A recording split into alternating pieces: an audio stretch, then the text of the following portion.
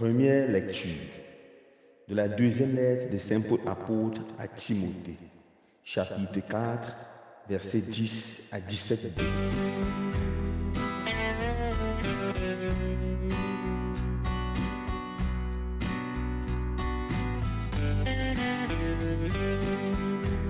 Bien-aimé, Démas m'a abandonné par amour de ce monde, et il est parti pour Thessalonique. Crescens est parti pour la Galatie, et Tite pour la Dalmatie. Luc est seul avec moi. Amène Marc avec toi. Il m'est très utile pour le ministère. J'ai envoyé Tychik à Éphèse. En venant, apporte-moi le manteau que j'ai laissé à Troie chez Carpus. Apporte-moi aussi mes livres, surtout les parchemins. Alexandre le forgeron m'a fait beaucoup de mal. Le Seigneur lui rendra selon ses œuvres. Toi aussi, prends garde de cet individu, car il s'est violemment opposé à mes paroles. La première fois que j'ai présenté ma défense, personne ne m'a soutenu. Tous m'ont abandonné. Que cela ne leur soit pas reconnu contre eux. Le Seigneur, lui, m'a assisté. Il m'a rempli de force pour que, par moi, la proclamation de l'Évangile s'accomplisse jusqu'au bout et que toutes les nations l'entendent.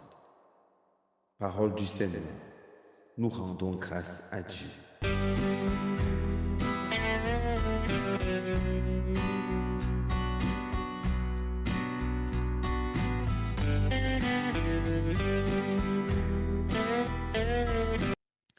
Frères et sœurs bien-aimés, en ce jour 18 octobre, la Sainte Église Notre Mère nous invite à célébrer avec joie la fête de Saint Luc l'évangéliste.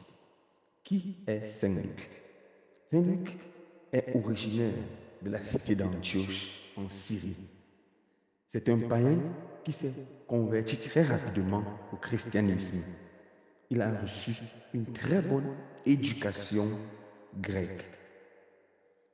Un document très ancien qui était en fait le premier canon du Nouveau Testament, canon le plus ancien appelé le fragment de Muratolis, reconnaît affirme qu'il n'a jamais connu le Christ. Il était un fidèle compagnon de Paul. Et il a rejoint Paul lors de son deuxième voyage missionnaire, lorsque Paul était prêt à embarquer de la Troie pour la Macédoine. On lit ça dans l'Actes des Apôtres, chapitre 16, verset 10. Saint Luc est un homme extrêmement fidèle. Malgré les persécutions, la souffrance, il n'a jamais abandonné Paul.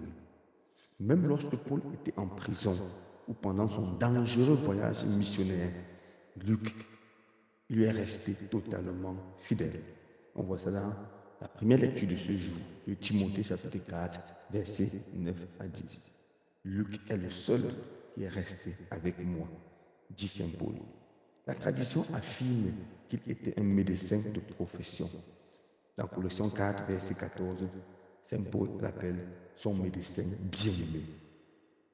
La tradition affirme aussi qu'il a abandonné ce travail de médecin qui était très lucratif en son temps, qui donnait beaucoup d'argent, car très peu de personnes atteignaient ce niveau de connaissance pour pouvoir soigner les autres. Il a abandonné ce travail très lucratif pour se mettre totalement et entièrement au service de l'Évangile. Il a écrit l'Évangile qui porte son nom dans les années 80 et 85. Ensuite, il a écrit le livre de l'Acte des Apôtres, qui est un témoignage vivant de la première communauté chrétienne. Un document très ancien appelé Prologue de l'Évangile dit ceci, je cite, Luc était un Syrien d'Antioche, médecin de profession, un disciple des apôtres en premier lieu, et ensuite un disciple fidèle de Paul jusqu'à son martyre. Il a servi le Seigneur sans distraction, sans femme, sans enfant, et il est mort à l'âge de 84 ans, rempli de l'Esprit Saint et rempli de foi. Ce document nous dit aussi qu'il était un artiste. spécialement un peintre. Il a fait de très beaux tableaux qui nous donnent une idée de qui était Jésus. Son évangile est très particulier et a les points suivants. Premièrement, Luc, c'est l'évangile du salut universel. Contrairement à Matthieu, qui affirme que le salut est tout d'abord pour les Juifs, Luc prouve dans son évangile que le salut est pour tous les hommes, les Juifs comme les païens. C'est pour ça que dans son récit de la généalogie, il ne commence par Abraham, le père des Juifs, mais il va jusqu'à Adam, le père de tous les hommes. Pour lui, Jésus est mort pour sauver tous les hommes.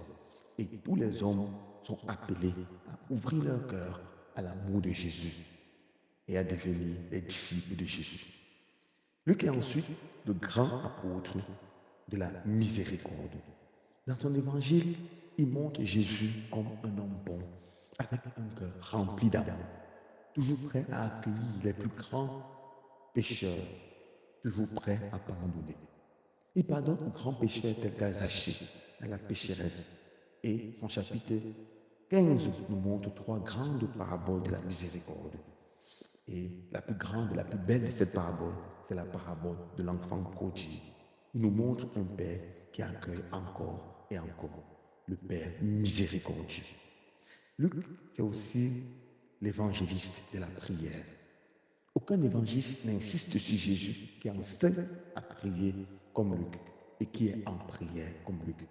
Dans l'évangile de Luc, la vie de Jésus est une vie rythmée par la prière. Jésus prie à tout moment important. Très tôt le matin, il va dans la montagne. Il passe de longues heures à prier. Le soir, après une journée épuisante de prédication, Jésus va encore et s'isole et passe du temps à prier. Il prie avant chaque moment important de sa mission. Il prie avant son baptême. Et c'est pendant sa prière, lors de son baptême, qu'il reçoit le Saint-Esprit. Il prie lors de sa transfiguration. C'est lorsqu'il est en prière que son visage devient éclatant, éblouissant comme le soleil.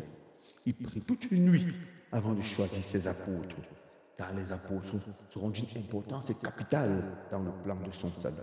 Il prie pendant son ministère public. Il prie avant de faire des miracles. Il prie même sur la croix avant de mourir. Luc nous présente Jésus comme un homme de prière et nous montre que la vie chrétienne n'a aucun sens sans la prière. La prière, c'est l'arme par excellence du chrétien. La prière, c'est le moyen d'union avec Jésus. La prière, c'est tout pour le chrétien. Luc, c'est aussi l'apôtre du Saint-Esprit. Dans son évangile, il parle beaucoup du Saint-Esprit. Pendant que dans Marc, le mot Esprit Saint apparaît 6 fois, dans Matthieu 12 fois, chez Luc, il apparaît 18 fois. Dans le livre des Actes des Apôtres, l'Esprit Saint apparaît à presque chaque page. Beaucoup de pères de l'Église appelaient l'Acte des Apôtres l'évangile du Saint-Esprit. Car dans aucun document biblique, on ne voit l'Esprit Saint en action, en œuvre, comme dans le livre des Actes des Apôtres. Pour Luc, être chrétien consiste à s'ouvrir à l'action du Saint-Esprit, à la puissance du Saint-Esprit.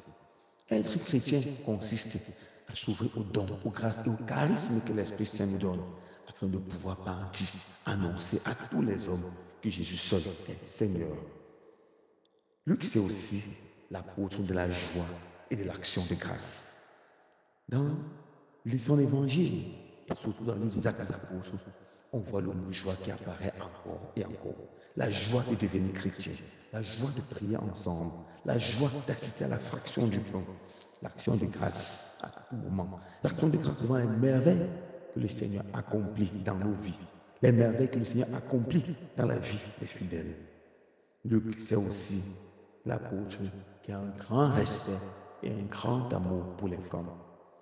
Au temps de Jésus, il était très péjoratif de se faire accompagner par les femmes, car les femmes n'étaient pas beaucoup considérées dans la société. Les femmes étaient considérées souvent comme des objets. Mais Luc nous présente Jésus qui se fait accompagner par les femmes. Et il met les femmes au même pied que les apôtres et que les disciples. Luc, c'est le grand apôtre des femmes. Jésus se fait accompagner par les femmes. L'évangile de Luc est d'une importance capitale aujourd'hui où l'Église insiste sur le rôle central de la femme dans le ministère de Jésus, la femme dans la vie de l'Église. Oui, mes frères et sœurs bien-aimés, en ce jour où nous célébrons avec beaucoup de joie la fête de l'apôtre ou de l'évangéliste Saint-Luc, demandons au Seigneur de donner la grâce d'avoir un désir fou de partager l'évangile avec nos frères et sœurs, de partager la bonne nouvelle à nos frères et sœurs, de nous ouvrir à la prière, d'être miséricordieux, de nous ouvrir à la grâce du Saint-Esprit, de vivre dans la joie et dans l'action de grâce, et finalement d'avoir un saint respect pour toutes nos sœurs, les femmes. Loué soit Jésus-Christ.